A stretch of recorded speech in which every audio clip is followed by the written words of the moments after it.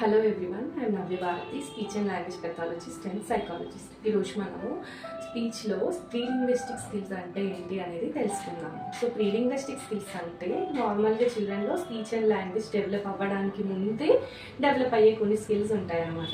అవి ఏంటి అంటే ఫస్ట్ వన్ ఐ కాంటాక్ట్. అంటే పిల్లలు ఎప్పుడైతే ఒక పర్సన్కి ఐ కాంటాక్ట్ ఇవ్వడం స్టార్ట్ చేస్తారో దాంతోనే వాళ్ళు అండర్స్టాండింగ్ పెంచుకోవడము, అది అప్పటి నుండే మొదలవుతుంది అనమాట. అంటే ఏదైనా సరే చిల్డ్రన్ స్పీచ్ అండ్ లాంగ్వేజ్ నేర్చుకోవడానికి ఫస్ట్ స్టెప్ అటెంటివ్గా ఉండటము, ఐ కాంటాక్ట్ ఇవ్వడము. పర్టికులర్గా ఒక పర్సన్కి అవ్వచ్చు, ఒక సిచ్యువేషన్కి అవ్వచ్చు. So next one joint actions. అంటే మనం చిన్న పిల్లల్లో అబ్జర్వ్ చేసినట్లయితే ఒక సర్టెన్ ఏజ్ పీరియడ్, అంటే ఒక 6 to 6 months తర్వాత ఉన్న పిల్లల్లో చూస్తే పీకబూ లాంటి గేమ్స్ మనం ఆడిపించామనుకోండి, వాళ్ళు దానికి చాలా అట్రాక్టివ్గా ఉంటారు. మళ్ళీ మనం చేసే యాక్షన్స్ని అబ్జర్వ్ చేస్తూ ఉంటారు, మన ఫేస్ ఎక్స్ప్రెషన్స్ని కూడా అబ్జర్వ్ చేస్తూ ఉంటారు, and they use to enjoy that games అనమాట. సో ఇది కూడా చాలా స్పీచ్ అండ్ లాంగ్వేజ్ డెవలప్ అవ్వడానికి ముందే డెవలప్ అవుతుంది.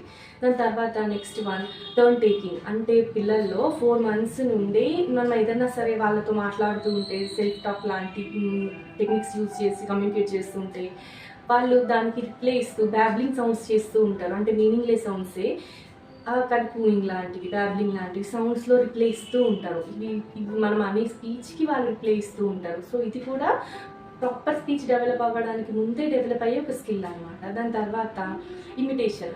అంటే మనము చిన్న చిన్న జెస్చర్స్, సైన్స్, అంటే క్లాప్ చేయడం కానీ, వేవ్ చేయడం, హాయ్ చెప్పడం లాంటివి చేసినప్పుడు they start imitating the actions.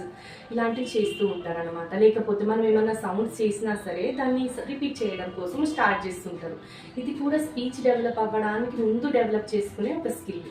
ఇవే కాకుండా అటెంటివ్గా ఉండడం, లిజనింగ్ అటెంటివ్లీ. అంటే వాళ్ళ పేరెంట్స్ సౌండ్స్కి, అలాగే ఎన్విరాన్మెంటల్ సౌండ్స్ని కూడా అటెంటివ్గా వినడము అండ్ వాటిని డిఫరెన్షియేట్ చేయగలగడం. అంటే కిడ్ని పిలిచినప్పుడు వాళ్ళ మదర్ వాయిస్ని, లేదంటే ఏదైనా ఒక బర్డ్స్, యానిమల్స్, ఈ సౌండ్స్ని కూడా డిఫరెన్షియేట్ చేసి వాటికి ప్రాపర్గా అటెంటివ్గా అటెన్షన్ ఇస్తూ ఐ కాంటాక్ట్ ఇవ్వగలగడము. దాని తర్వాత కాజ్ అండ్ ఎఫెక్ట్ వాళ్ళు నేర్చుకోగలగడం. అంటే ఫర్ ఎగ్జాంపుల్ వాడికి ఏదైనా కావాలి అనుకోండి, ఏడ్చి కమ్యూనికేట్ చేయడం. ఫర్ ఎగ్జాంపుల్ ఏదైనా వాడికి ఫేవరెట్ టాయ్ తీసుకున్నాం అనుకోండి, ఏడవడం. అంటే వాడికి తెలుసు ఏడిస్తే మనము అవతలి వాళ్ళు టాయ్ ఇస్తారు అని. ఇది ఒక 1 year లోపు కూడా డెవలప్ అవుతుంది. ఒక 10 to 12 months ఏజ్లోనే, 10 to 15 months ఏజ్లోనే ఇది డెవలప్ అవుతుంది అనమాట. ఇలాంటివి స్కిల్స్ డెవలప్ అవుతున్న కిడ్స్లో స్పీచ్ అండ్ లాంగ్వేజ్ డెవలప్మెంట్ అనేది యాజ్ యూజువల్గా ఏజ్ అప్రోప్రియేట్గా డెవలప్ అవుతుంది. బట్ ఎప్పుడైతే ఈ స్కిల్స్ నేర్చుకోకుండా డిలేలో ఉంటారో పిల్లలు, వాళ్ళకి ఎక్కువ ఛాన్స్ ఉంటుంది స్పీచ్ అండ్ లాంగ్వేజ్ కూడా డిలే అవ్వడానికి. కాబట్టి ఏజ్ అప్రోప్రియేట్గా చిన్నప్పటి నుండే పిల్లలు ఈ స్కిల్స్ అన్నీ నేర్చుకుంటున్నారా, ఇవన్నీ క్రాస్ అవుతున్నారా అని కూడా పేరెంట్స్ చెక్ చేసుకోవాలి. Thank you.